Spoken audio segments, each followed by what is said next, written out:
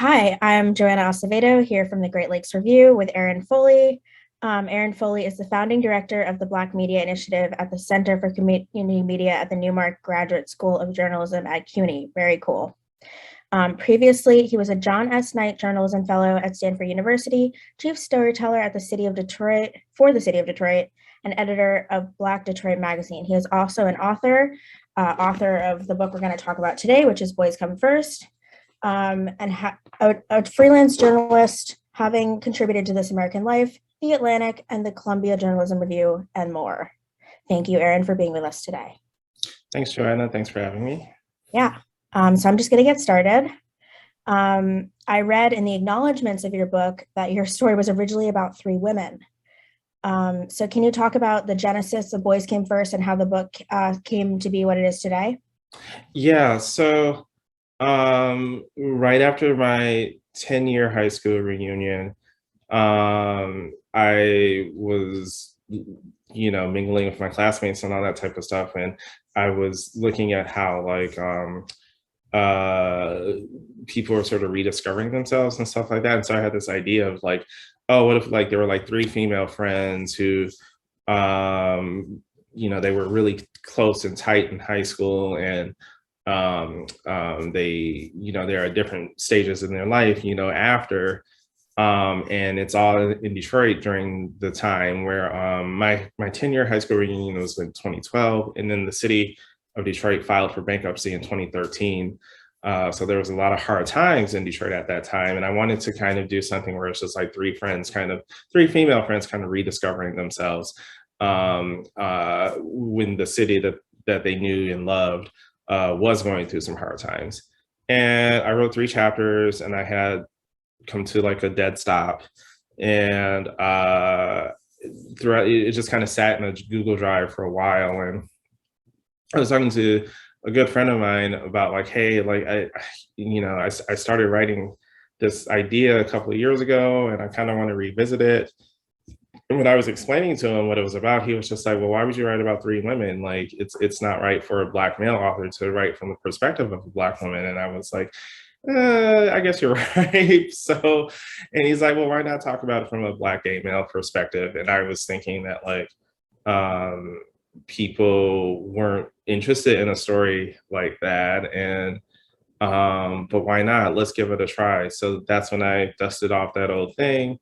And by that time Detroit had already gone through bankruptcy. It had started to rebound a little bit, and it was still kind of looking different than the Detroit we knew growing up. So I just took the same old chapters, changed the gender. And once I did that, it just felt more natural. And so it probably, all told, that was probably like a close to 10-year process, like when I officially started it and then let it sit for a while. I think, within like 2 years, however, is like when I was really just kind of like, okay, I think I've got something here. This is serious. I'm going to finish it. Wow, so it took you 10 years to write the book, or just 2 years once you started getting started? Yeah, probably 2 years once I really, really got started. Okay, yeah, that's amazing. That's a good trajectory. So something that is a really big theme in the book is that Dominic's pressure to be married with starting a family by 35. He's 33. Can you talk about the societal pressures faced by POC queer people, and specifically Black queer gay men, and what your book is doing to break those stereotypes? Yeah. So, I mean, I think Black or queer people of color have it twice as hard in a way, because for gay men, there's the pressure to have everything done by 30, because people say that if you're gay and you're 30, you're already old, right? So there's already that. But I think for Black people, there's always that feeling of like, I have to have my degree and a certain kind of job and a certain kind of lifestyle. I mean, that's sort of tied to like this constant need to like do better than our parents, be our ancestors' wildest dream come true, all that type of stuff. Get ahead, there's a little bit of like white supremacy in there in terms of like always having to to do better than their counterparts and overachieve and overperform and stuff like that, mixed with the gay, like, time is always ticking, right? So like, that's why I feel like me and a lot of my peers are, I look around at some of my Black gay peers, and they are kind of like both. They're like super high achievers at these executive, C-level type jobs, and they're always taking these trips because, you have to impress Instagram with all the trips and the passport stamps and stuff like that. So, and then the ultimate prize is having, a partner, a boyfriend, a serious committed person or a husband, to share it all with. And so for a character like Dominic, he's on this trajectory that he's been put on pretty much since birth, and then it gets interrupted. I do know a lot of people who kind of go into that identity crisis when they feel like things aren't going right. But Dominic's journey is like, he realizes that maybe some of this stuff is kind of superficial. Maybe, getting older isn't that bad. Maybe you don't have to have all of these boxes checked if you've got certain other things that are fulfilling. And so, the takeaway I hope people get from that is exactly that. Like, you don't have to have everything by a certain, things change, and things don't always go according to plan. Yeah, something that I thought was so interesting is that, Dominic realizes that he doesn't want all of that stuff, and he, breaks up with Justin, and he, takes the leap on his own. But Remy actually does get the happy ending in a way. I wanted one character to kind of have that. There's still, I think Black women who read this, they deserve a little romance. They deserve a little, something to look forward to, something to hang on to. Far too often, especially now, the hot topic among every Black gay man that I know is the Jeffrey Dahmer on him. Absolutely. Yeah, and it's like, this is, if the biggest portrayal of Black gay men on TV right now is them getting mutilated and murdered by a white guy. So like, so we rarely get to see ourselves with our own stories and things like that, especially like when it comes to love and romance and relationships and things like that. So that's why I wanted to give Remy at least some of that. With the other two, Dominic and Troy, I also kind of wanted to send the message of like, just because you're single doesn't mean you're broken and empty. Like, I think some of our parents, like the kids of the millennial kids of like boomer Gen X parents, right? Like, I think our parents' generation kind of subscribe to that, like, oh, like if you'll die a spinster or something like that, or the shame of divorce, the shame of single motherhood or single parenthood, and things like that. I wanted to, sometimes us millennials can buy into that as well. I wanted to send the message that we don't have to. Yeah, and I mean, Troy's arc is kind of one of redemption. Like, he breaks out of an abusive relationship. Yeah.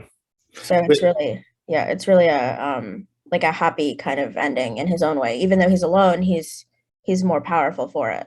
Oh, absolutely. And that's a real thing that does happen among Black gay men in the Metro Detroit area specifically. I can't speak to, it presumably happens across many Black gay communities, but there are, you do hear from time to time in the news about actual homicides related to that stem from domestic disputes in queer households. If you don't read about it, you certainly hear about it. You hear about like, oh, so-and-so, he's beating on so-and-so. I heard about him. I heard about that. It's a very real thing. Yeah, I'm just going to pivot a little bit because we've gotten off track. I'm so sorry. No, it's really good. It's great. I'm interested in hearing these stories. But you use a lot of colloquialisms and jargon in your writing, and very specifically coded Black queer jargon. Can you talk about how slang is important to your writing and how language evolves, especially when within the Black community and even within the Black gay or Black Midwestern community? Yeah, there are so many like dialects of in all of these types of things. There's how Detroiters talk, there's how Midwesterners talk, and then there's how Black people talk, and then there's how Black queer men talk. And it was very important that it sounded and read authentic to all of these types of things, and not having to have a whole lot of explanation, right? I sort of respected like how like a Zora Neale Hurston or an author like that would kind of just, these are they're authors as well as anthropologists, right? Like they give you how people talk and how people how their language informs everything, who they are and whatnot. um it was also kind of like a stance against like, one, it was sort of reclaiming, I guess. Far too often Black queer lingo does find its way into the mainstream, and it gets watered down and it gets diluted. I wanted to kind of reclaim some of that. I wanted to pay homage to specifically how Black queer men in Detroit talk. Blase, blase, something Remy says from time to time. That's a very Detroit thing. But also it's just kind of a stance of how, like, when we talk about like what gay culture is, what gay lingo is, there's definitely, I think, a little bit of segregation there in terms of like how our white gay counterparts talk and how they converse versus how Black gay circles do. And so it was really important that, like, there's definitely some overlap, don't get me wrong, but there's just something beautiful to me, specifically how we talk amongst ourselves. And I wanted to kind of like bring readers and listeners of the audiobook like into that a little bit. Yeah, and I think there's also really a question of accessibility, and I've talked about this with some of my writing groups, but at a certain point you don't want it to be accessible. Like, you want it to be like, if you don't get this, you don't get this, it's not for you. Yeah. That, I mean, there's that part of me that's just like, well, this book is for everybody. I don't want to like, Yeah, of course. yeah, but no, I totally get what you're saying. It's like, this is definitely like you listen, but you don't have to, just because you're witnessing it doesn't mean that you now take it. Like, this is how we talk. This is, you're listening to you're an observer here. This is a kind of a look but don't touch sort of. It's an invitation to observe. Yes. I think that's a great segue into my next question, which is that there's a lot of explicit sex in the novel. And it's actually great to see such a positive and sometimes even humorous, like the scene when the mother walks in on Dominic and the guy from like Grindr. Yeah. But can you talk about the decision to be so explicit when describing gay sex, and just about the history of queer sex in general in literature? Just because I think that there is such a like explicit decision to be so obvious about sex, especially gay sex, in a novel about friendship. So literally last night I was out with two of my gay friends, and as things go with these two particular friends, all they want to talk about is like who they're dating and how it went and what they did and stuff like that. And as the drinks start to flow is when things get to be more relaxed and more in detail. And so, I mean, and that happens frequently among my circles of friends in terms of like how we talk and how graphic it gets, right?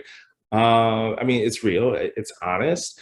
I do kind of think I was trying to go for a couple of things. I was, one, again, kind of trying to stress the importance of displaying, romance and love between Black gay men, because like if we're not, like I said, the only thing we're doing right now is getting eaten alive, right? So, and so there's a little bit of a stance against that. There's also something, I like a good, Judd Apatow movie like anybody else. Like some of these like gross out kind of like funny things. I think we're allowed some of that too. And it is kind of funny like how these situations happen. I personally have not had that situation happen to me where someone's mom walked in on what we were doing. But I was kind of thinking about the number of times where like a guy invites you over to their house and it's just like, you got to be careful, like my roommate is like right over here or something like that. I think queer sex is important. I mean, too often, some of the books I read, like there's sometimes a level of shame attached to it. There's sometimes, like if it's not shame, it's just maybe too, you know, you know, written about so overwrought sometimes that it's I sort of move away from that idea of like queer sex or gay sex is a revolutionary act. I while I totally respect that position, I also just I want people to access it in a way that is I hate to say like access it in a way that's accessible, but like, no, just kind of have that invitation in the like to how my friends and I talk amongst ourselves. So Yeah, absolutely. I think that's great. Just moving right along here. One of the big themes in this novel is gentrification. I think that's the biggest theme. Can you talk a little bit about how gentrification more broadly has affected the queer community in Detroit? Yeah, so queer or not, gentrification is one of those things that is being witnessed in real time in Detroit right now. It definitely is not your standard, like, what happens in San Francisco, where it's just like rents go up so much that it squeezes a certain population out or something like that.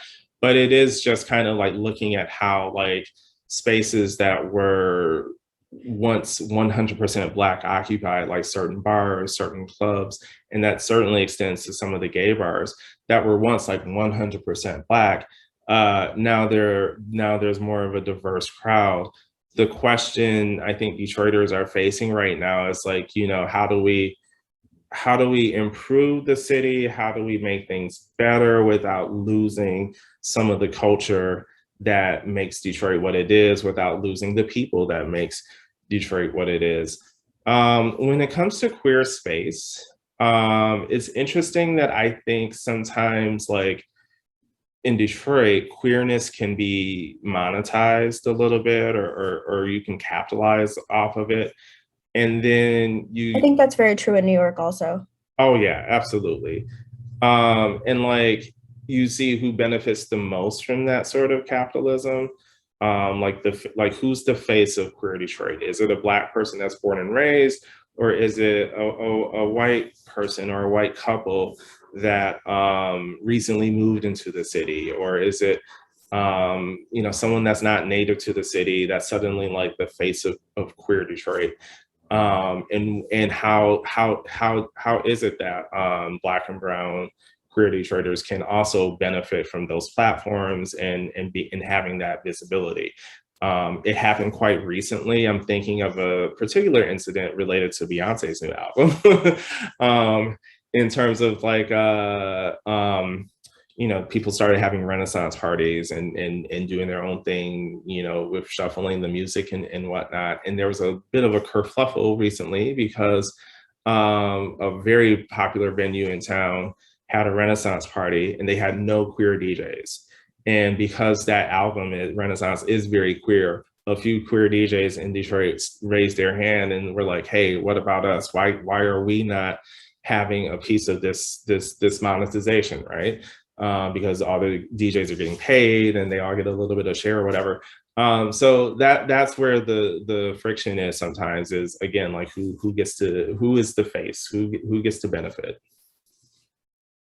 Yeah, definitely. Well, thank you, Aaron. That's all I have today. Please, everybody, check out Boys Come First. Please check out the Great Lakes Review website. Thank you so much. I really appreciate you. I've appreciated your thoughts. Have a great night, everybody.